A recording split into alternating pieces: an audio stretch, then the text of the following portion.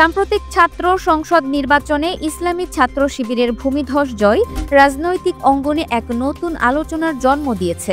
এই অপ্রত্যাশিত সাফল্য অনেক রাজনৈতিক বিশ্লেষককে অবাক করে দিয়েছে এবং দেশের ছাত্র রাজনীতির ভবিষ্যৎ গতিপথ নিয়ে নতুন করে চিন্তাভাবনা শুরু হয়েছে। দীর্ঘদিন ধরে ক্যাম্পাসগুলোতে দৃশ্যমান কার্যক্রমে না থাকা সত্ত্বেও তাদের এই অভাবনীয় বিজয় একটি বড় প্রশ্ন তৈরি করেছে।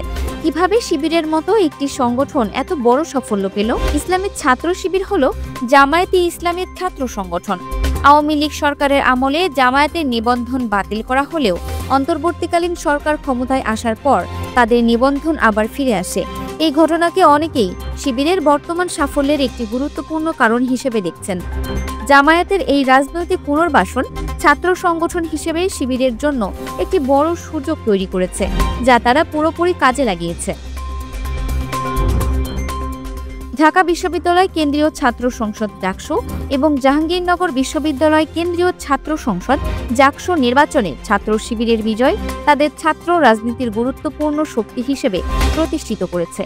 যেখানে একসময় ছাত্রদল ক্ষমতাসীন দলের চাপে ক্যাম্পাসে তেমন সক্রিয় থাকতে পারেনি, সেখানে ছাত্র শিবির অনেকটা নীরবে কাজ করে এই ধরনের বিজয় ছিনিয়ে এনেছে। এটি প্রমাণ করে যে তাদের সাংগঠনিক ভিত্তি এখনও অনেক শক্তিশালী এবং তারা কৌশলগতভাবে নিজেদের অবস্থান ধরে রাখতে সক্ষম। তবে এই সাফল্যের পেছনের কারণগুলো নিয়ে রাজনৈতিক মহলে নানা মতভেদ রয়েছে। অনেকের মতে এটি ক্ষমতাসীন দলের ছাত্র সংগঠনের ওপর মানুষের ক্ষোভের বহিঃপ্রকাশ।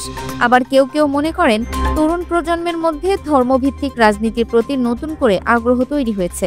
এই পরিস্থিতিতে শিবিরের এই জয় দেশের সামগ্রিক রাজনৈতিক পরিস্থিতিকে একটি ভিন্ন দিকে চালিত করতে পারে। প্রয়াত জামায়াত নেতা দেলোয়ার হোসেন সাঈদীর একটি পুরনো মন্তব্য তুলে ধরে বলা যেতে পারে, তিনি বলেছিলেন, ছাত্র শিবিরের বিরুদ্ধে সহিংসতা ও সন্ত্রাসী কর্মকাণ্ডে জড়িত থাকার যে অভিযোগ করা হয় তা আসলে রাজনৈতিক উদ্দেশ্য প্রণোদিত মিথ্যা প্রচারণা। সাঈদী দাবি করেছিলেন, এই ধরনের অপবাদ দিয়ে সংগঠনটিকে রাজনৈতিকভাবে দুর্বল করার চেষ্টা করা হয়েছিল। এই মন্তব্যটি শিবিরের বর্তমান সাফল্যের প্রেক্ষাপটে নতুন করে প্রাসঙ্গিক হয়ে উঠেছে। সব মিলিয়ে ছাত্র শিবিরের এই জয় কেবল একটি নির্বাচনী ফলাফল নয়, বরং বাংলাদেশের ছাত্র রাজনীতিতে এক নতুন অধ্যায়ের সূচনা।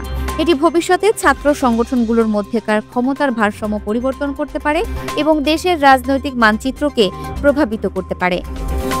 Multimedia desk, Dinajpur TV. Dinajpur TV, মানুষের জীবনের কথা বলে।